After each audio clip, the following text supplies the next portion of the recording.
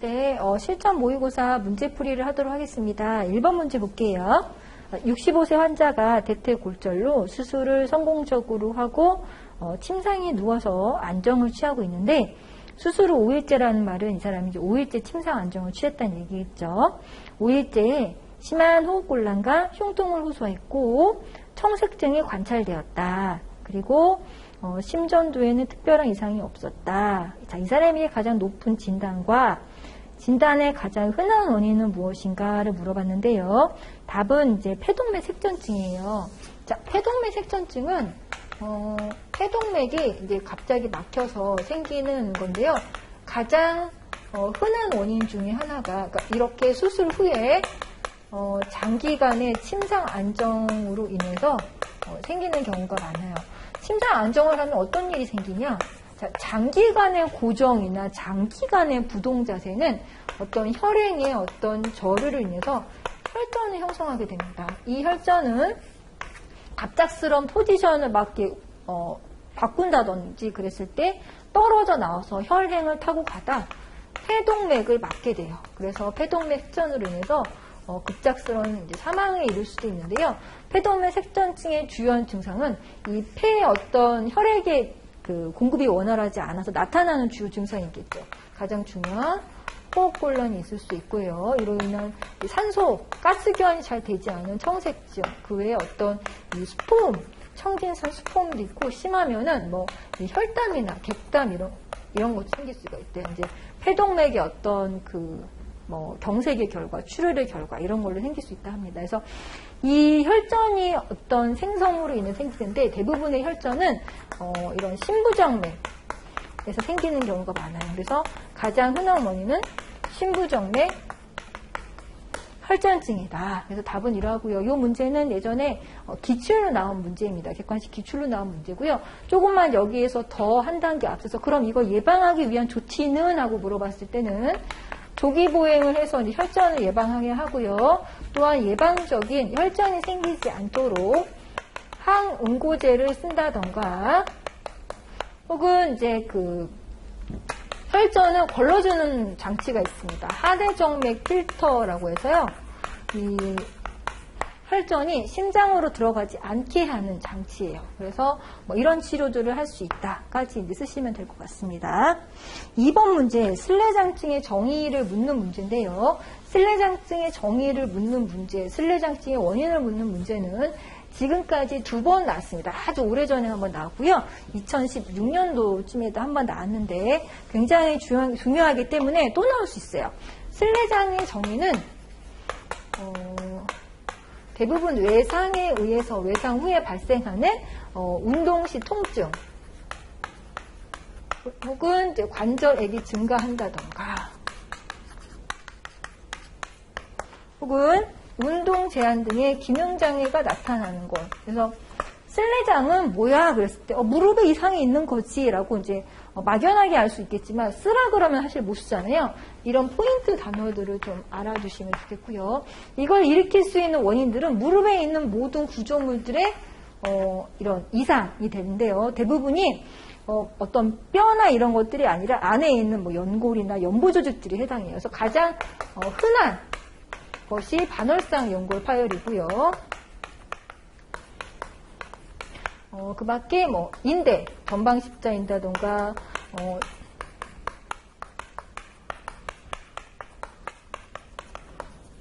이런 것들 혹은 내측 축부인대 혹은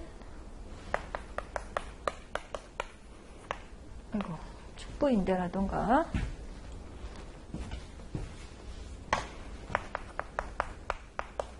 내측 축부인대가 있고요. 또한 관절 내 유리체는 여러 가지 관절의 어떤 염증이라던가 이런 통증 이런 거를 나타낼 수 있고요.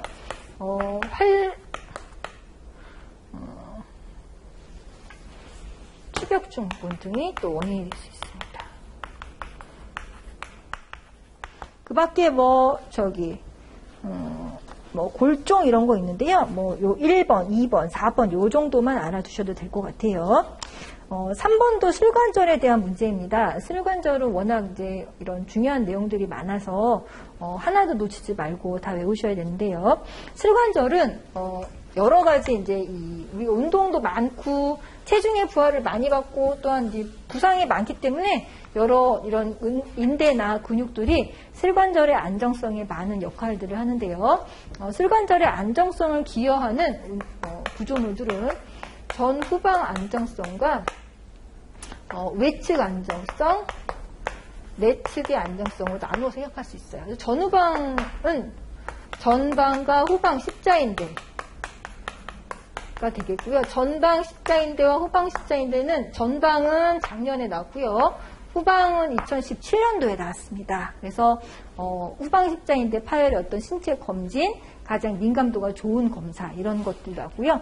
외측의 안정성은 무릎이 밖으로 이제 나가지 않게 하는 것으로서 가장 대표적인 것이 외측 축부인대와 그다음에 장경대라고 이제 이 인대가 있고요. 대퇴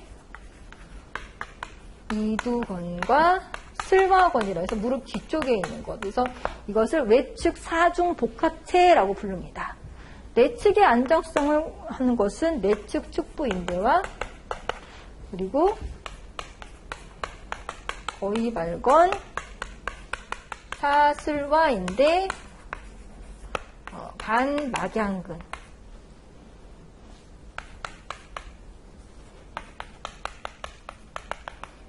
그래서 이거는 내측 사중 복합체라고 얘기를 해요. 그래서 무릎 같은 경우에는 이런 여러 가지 구조물들이 많기 때문에 뭐 이런 MRI나 이런 것이 영상의 어떤 진단에 좋고요. 관절경 같은 것들을 많이 사용하게 됩니다. 4번 문제 골절과 탈구의 치료 순서에 대해서 기술화 주셨는데요. 크게 응급, 본치료, 재활치료로 나눌 수가 있고요. 응급처치는 일단 의식이 없는 사람에게는 의식을 여부를 확인하는 A, B, C, D 이런 에어웨이, 브리스, 서큘레이션 이런 것들을 보는 것. 그리고 의식이 있는 사람에게는 부모 고정이 가장 응급치료의 중요한 포인트가 되겠고요. 본치료는 골절에 대해서 정복을 하고 정복을 유지시킬 수 있도록 고정하는 것들이 되겠고요. 정복을 하는 것은 도수정복도 있고 그냥 단순 고정 자체가 본치료가 될 수가 있고요. 혹은 이 정복을 유지하기 위한 것들은 비수술적 것들은 부모 혹은 석고고정 혹은 또 이제 견인 이런 것들이 있을 수가 있고 그 외 수술적인 치료 것들은 내고정, 외고정 이런 것들이 있을 수가 있겠습니다. 그래서 골절의 안정화를 위한 것들이 다 이 고정에 해당하는 것들이고요. 그 다음에 재활치료는 골절이 어느 정도 유압이 되었을 때 일상생활 복귀를 위한 재활치료 등이 있을 수 있겠습니다. 5번 문제 보도록 하겠습니다. 자, 이 문제는 좀 길어요. 좀 볼게요. 심한 척추관 협착증이 있는 65세 남성이 고속도로 후방 충돌 사고로 응급실에 내원을 했는데 안면부에 심한 타박상을 보이고 방사선 검사상 경추 5번 골절을 진단받았다. 이학적 검사상 입 아래 감각 및 운동 기능이 소실됐고 모든 반사가 소실된 것을 확인할 수가 있었다. 환자는 약 사고 일주일 후 땡땡 반사가 돌아오면서 상태가 호전되기 시작했다. 사고 2주째 상태는 불완전 사지마비를 보이고 있고 그 마비는 상지가 더 심한 상태이다. 그러면서 근력 검사의 결과 상지의 근육은 수축만 가능하고 운동은 불가능한 상태로 확인됐고 하지는 약간의 외전만 가능한 상태로 확인됐다. 자, 이 사람의 진단명은 무엇인지 물어보는데요. 일단 이 사람은 답이 경추의 어떤 골절이 있는데 경추골절을 진단명으로 쓰는 사람은 바보예요. 바보. 문제의 답을 알려주는 사람은 없어요. 경추골절로 일어나는 합병증을 묻는 거예요. 이 사람이 경추골절로 인해서 여러 가지 어떤 운동 이상이라던가 감각 이상 등의 신경의 마비 증상을 보이는데 어때요? 운동도 조금씩 되고 감각도 조금씩 되는 것 같아. 그쵸? 그러면 이건 뭐야? 불완전 마비야. 완전 마비는 운동신경, 감각신경 모두 마탱이가 간 게 완전 마비인데 조금씩 움직인대. 그건 불완전 마비야. 근데 그러면 이 척수에 있어서 이 사람이 경추골절이니까 그러면 당연히 이 안에 있는 척수에 손상을 받았겠지. 척수는 불완전 마비는 뭐뭐가 있다 그랬어요. 4가지가 있다 그랬어요. 어느 부위 손상이냐에 따라서 전척수, 후방척수, 축방척수, 중심척수 증후군이라 했는데 그럼 어느 곳이냐? 전척수 증후군은 어때요? 운동신경은 마비가 있지만 감각은 괜찮고 운동신경의 마비는 상지보다 하지가 더 심하다고 하는데 이 사람은 상지가 더 심했대. 그리고 감각 운동이 조금씩은 있대. 그건 아닌 것 같아. 측방은 편측으로 나타내고 후방은 운동이 괜찮고 감각이 소실돼서 이건 아니야. 그러면 중심척수 증후군이야. 자, 중심척수 증후군은 또 우리가 유추할 수 있는 건 또 있어요. 이 사람은 50대에 어떤 경추의 퇴행성 변화가 있다 했어. 이 중심척수 증후군은 경추부, 대부분이 경추에서 일어나고 퇴행성 병변이 있는 사람에게서 경추의 과신전은 대부분 경추의 과신전은 뒤에 후방출동에 의해서 발생하거든요. 과신전에 의해서 발생하는 경우가 대부분이에요. 그래서 불완전 증후군, 척수의 불완전 손상 중에서 가장 많은 부분을 차지하게 됩니다. 그래서 답은 중심척수 증후군이 맞고요. 근데 이 사람은 보면 운동 기능과 감각이 소실되면서 이 손상 부위 모든 반사가 소실됐대요. 척수의 손상인데 이 사람이 처음에는 반사까지 소실됐대. 그런 상태를 우리는 뭐라고 그래요? 척수 쇼크라고 그래요.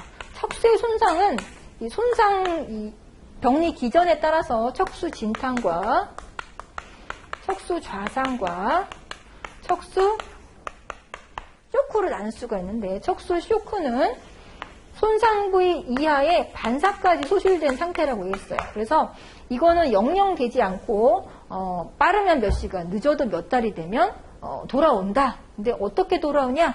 맨 처음에 돌아오는 것이 족저반사, 그 다음에 항문반사, 그 다음에 구해면체 반사 순으로 들어온다. 그래서 맨 먼저 돌아오는 반사를 물어봤으니까 족저반사가 될 거예요. 그러면 이 사람 같은 경우에는 어쨌든 척수에 이런 손상을 보이기 때문에 척수 쇼크가 돌아와서 척수 좌상에 해당한다고 볼 수 있겠죠. 답은 척수 쇼크가 맞고요. 2번은 족저반사고. 이 사람은 아시아 장애 척도에서 어느 정도에 해당하는지를 물어봤는데요. 일단 이 사람의 어떤 손상 부위를 봅시다. 손상 부위는 보면 경추 5번이라고 했고요. 사지마비래요. 우리가 어떤 척수의 손상은 손상 부위에 따라서 사지마비와 하지마비로 나눌 수가 있는데요. 사지마비는 주로 경수부 손상, 경추부 손상이 입어서 경수 손상이 되면 하지마비고요. 흉수 이하에는 하지마비 형태로 나타납니다. 근데 이 사람이 만약에 양젖꼭지 이후로 이제 감각이 소실됐다. 그러면은 몇 번이에요? 흉수 4번이 될 수 있을 거예요. 흉수 4번, 흉수 10번, 감각 소실 부위 이런 거 배웠었죠? 자, 근데 이제 문제를 일단 보면, 아시아 장애 척도의 단계별 분류법이 어느 정도에 해당하는지 봐라. 자, 아시아는 A부터 E까지 나눌 수가 있고요. 운동신경과 감각신경의 손상에 따라서 나눌 수가 있다고 했는데요. 운동은 근력 등급으로 나눈다 했어요. 그래서 정상이면 근력 5, 그렇지 않으면 근력 3 이하. 그러니까 정상은 근력 3 이상. 그래서 3 이하는 이제 그래서 근력 등급이 상 이상이냐 이하로 나눌 수가 있고요. 감각은 이 핀으로 콕콕 찔러서 통각을 확인하거나 촉각은 면봉 이런 걸로 확인할 수가 있어요. 그래서 이거 감각과 운동을 테스트하는데 일단 A등급 같은 경우에는 척수의 맨 마지막 부분 천수 제4, 5분절 이하의 감각이나 운동이 전혀 없다. 완전 손상. B는 천수 5, 4분절 혹은 손상 부위 이하에서 감각은 있지만 운동이 전혀 없다. C는 손상 부위 이하에서 감각은 있고 운동이 있긴 있는데 얼마나 있냐? 검사를 했더니 주요 이제 근력이 3등급 미만이다. 이는 손상 부위에서 감각이 있고 주요 등급의 근력 등급이 3등급 이상이다. 이는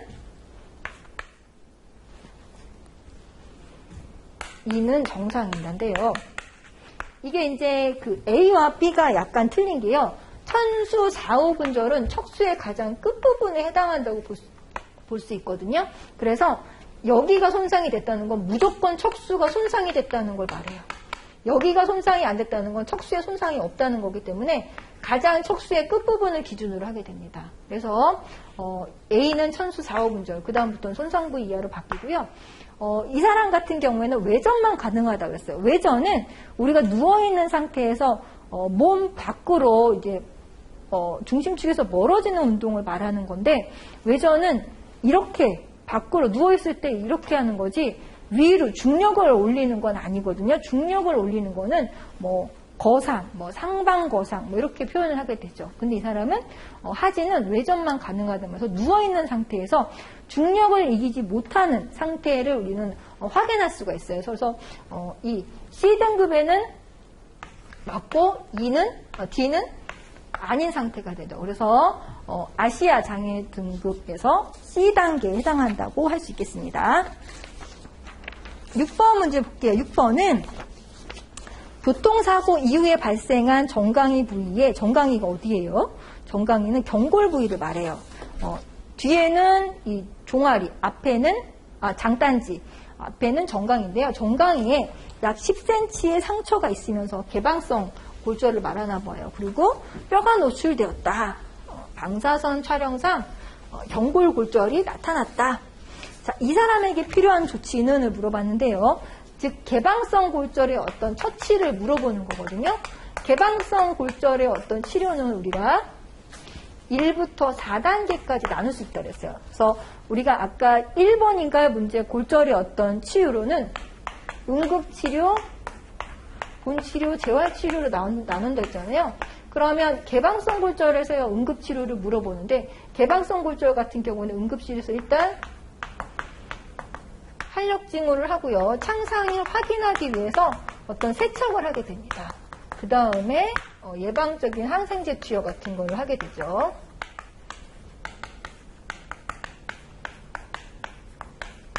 그 다음에 이제 이 본치료를 하게 되는데, 개방성 골절 같은 경우에는 우리가 이제 그 어떤 감염과 창상의 어떤 세척이 가장 중요하기 때문에 그거 위주로 이제 진행이 돼야 돼요. 그래서 개방성 골절에서 가장 중요한 변연절제술과 괴사 조직을 제거하고, 그 다음에 골절의 안정화를 위한 수술을 하게 돼요. 뭐 외고정을 한다던가, 뭐 내고정을 한다던가 이런 수술을 하게 돼요. 개방성 골절 같은 경우에는 재활치료 전에 하나의 단계가 더 있는데요. 개방성 골절로 인해서 이제 어떤 피부나 골조직에 소실이 있을 거 아니에요. 거기 위한 재건술의 단계가 추가되고요. 4단계는 재활치료로 똑같습니다. 그래서 이 1단계 치료를 물어보는 거예요. 1단계 치료 같은 경우에는 창상의 어떤 세척, 괴사된 피부 조직을 제거하는 이런 창상 세척을 하게 되고, 항생제를 사용한다. 그리고 필요한 경우에는 이제 이 균배양을 통해서 원인균을 확인하는 방법도 있어요.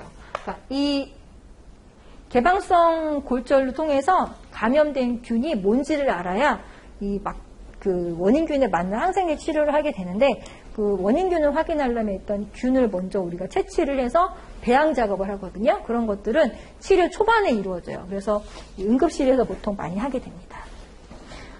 2번 문제, 이 사람은 경골에 어떤 간부골절이 있는데 이 사람에게 어떤 부목 고정을 한다 했을 때 어떤 부목을 할 수 있는지를 물어보는 건데요.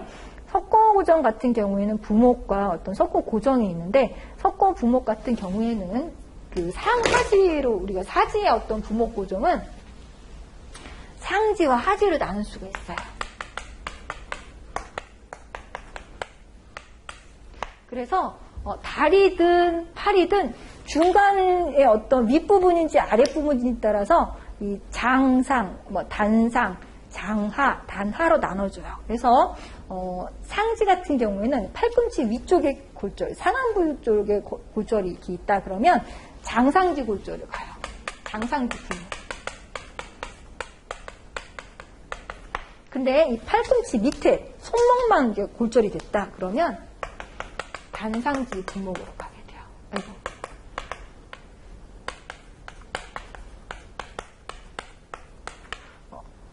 하지 같은 경우에는 이 사람은 경골 간부니까 이 슬관절 아랫부분이잖아요. 슬관절 아랫부분에는 단하지 분목을 하게 돼요. 반면에 슬관절을 포함해서 그 윗부분에 다쳤다 그러면 장하지 분목을 하게 돼요. 그래서 경골 간부 골절의 경우에는 단하지 분목을 하게 되고 이 문제는 예전에 객관식 기출로 나온 문제입니다.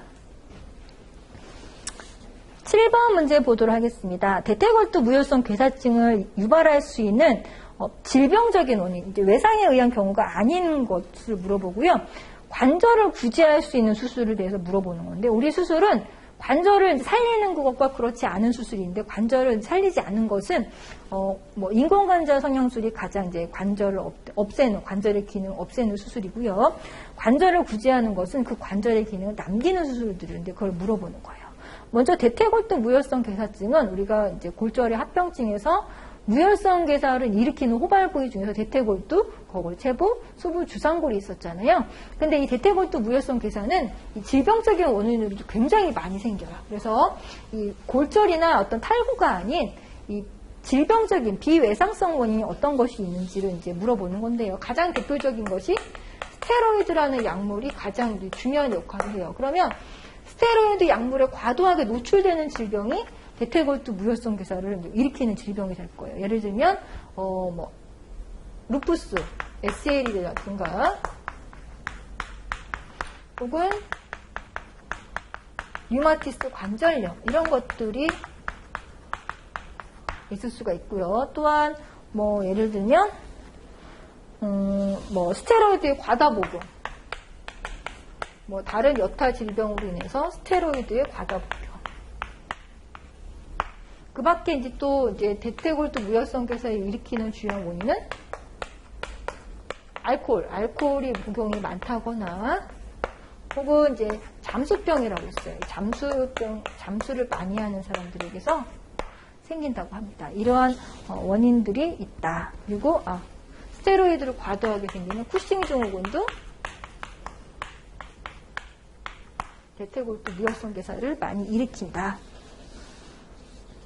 그래서 이제 치료를 위해서는 일단 이 괴사된 뼈를 제거해주는 게 가장 중요해요. 이게 퍼지지 않게. 그래서 그러니까 이 괴사된 뼈를 제거하는 수술을 우리는 절골술이라고 하게 되는데요. 그러니까 이 괴사된 뼈를 이제 잘라내주는 수술을 하고 혹은 그러면서 새로운 뼈의 어떤 그 생성을 시도하는 천공술이에요. 천공술이라는 거는 관절염에서도 많이 하는데요. 뼈에 이렇게 구멍을 뚫어주면 그 구멍을 통해서 새 뼈가 나타나잖아요. 그러면서 새로운 괴사되지 않은 뼈의 어떤 그런 형성을 유도하는 수술이라고 할 수 있어요. 그 다음에 이 절골술을 하고 절골술을 한 부위에 고리식을 하는 이런 수술들이 대표적인 수술이라고 할 수 있습니다. 8번 문제 보도록 하겠습니다.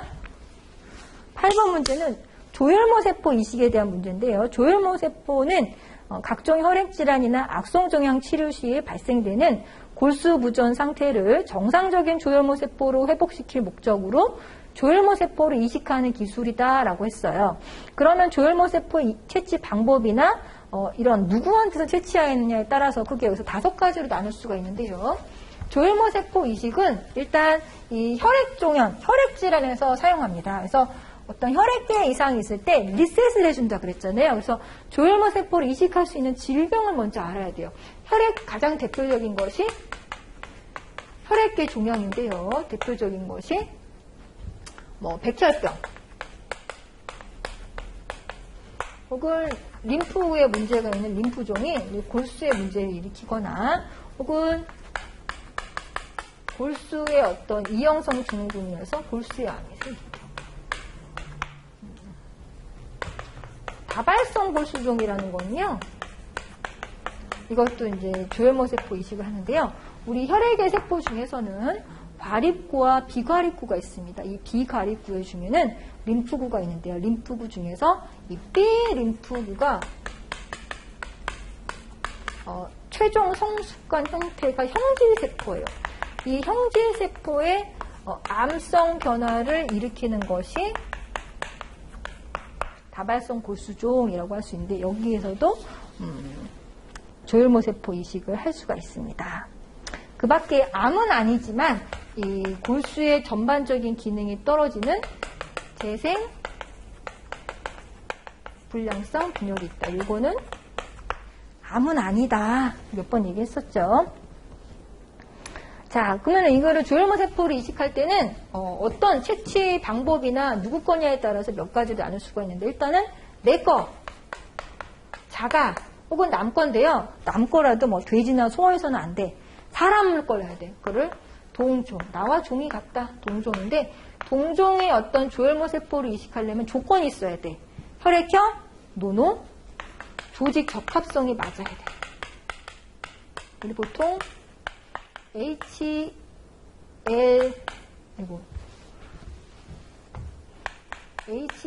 타입이 맞다르거든요. 그러니까 이게 내가 이 사람 거를 이식했을 때 거부 반응이 없어야 한다는 거거든요. 한편은 또 이제 이 채취하는 부위에 따라서 제대혈 혹은 골수에서 직접 하거나 혹은 말초에서 조혈모세포, 건강한 조혈모세포를 채취하는 세 가지 방법이 있습니다. 그래서 자가 골수 이식, 동종 골수 이식, 자가 말초 조혈모세포 이식, 동종 말초 조혈모세포 이식, 제대혈 조혈모세포 이식, 이렇게 5개로 나눌 수가 있고요. 합병증은 일단 이 거부 반응, 어떤 면역 반응이 매개되는 것을 말하는데요. 먼저 내가 그 이식된 공여자의 이 세포에 대해서 면역 반응을 일으키는 것을 이식 거부 반응이라 하고요. 이 공여자의 어떤 이 세포가 수혜자에게 면역 반응을 일으켜서 이 거꾸로 공격하는 거예요.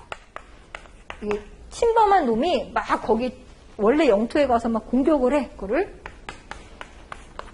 이식, 편대, 숙주 반응이라고 하게 됩니다.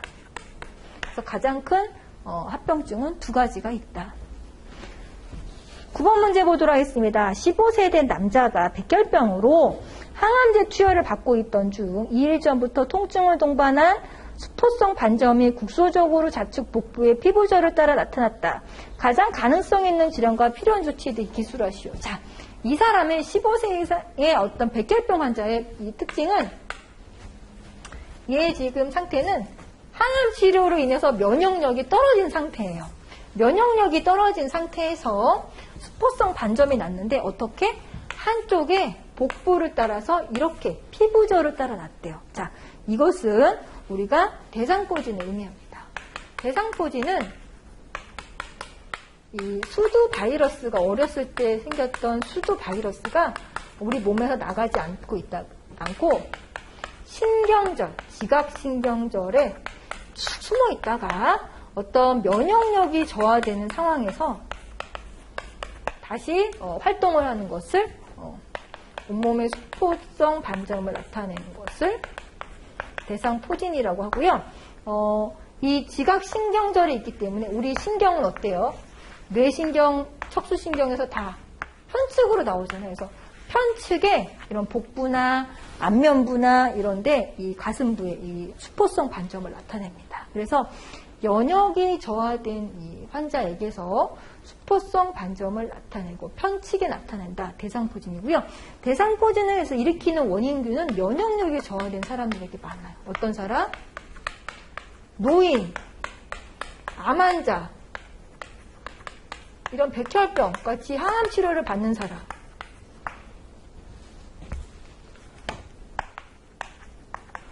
혹은 혹은 스트레스를 많이 받거나 그래서 기타 이유로 면역력이 떨어지는 경우 혹은 에이즈 이런 경우들이 해당한다고 할 수 있습니다. 그래서 필요한 조치는 일단 이 바이러스성 질환이기 때문에 바이러스를 퇴치하는 항바이러스제를 써줘야 되고 빠른 치료를 위해서 스테로이드를 같이 쓰게 됩니다.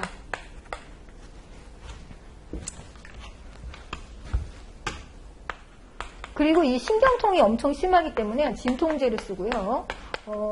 심하면 너무 이제 이 통증이 심하니까 이 신경 차단술을 통해서 통증을 조절할 수도 있습니다. 그래서 이 문제는 예전에 기출로 나오는데요. 정리노트 165쪽을 한번 보시겠어요? 165쪽에 86번 문제가 2015년도에 나왔잖아요. 이거랑 똑같은 문제고요. 이 문제 지금 낸 문제도 예전에 객관식 기출로 나온 문제이기 때문에 86번 문제 잘 한번 이렇게 보시기 바랍니다. 여기까지고요. 남은 시간 열심히 공부하셔서 시험 잘 보시기 바랍니다. 감사합니다.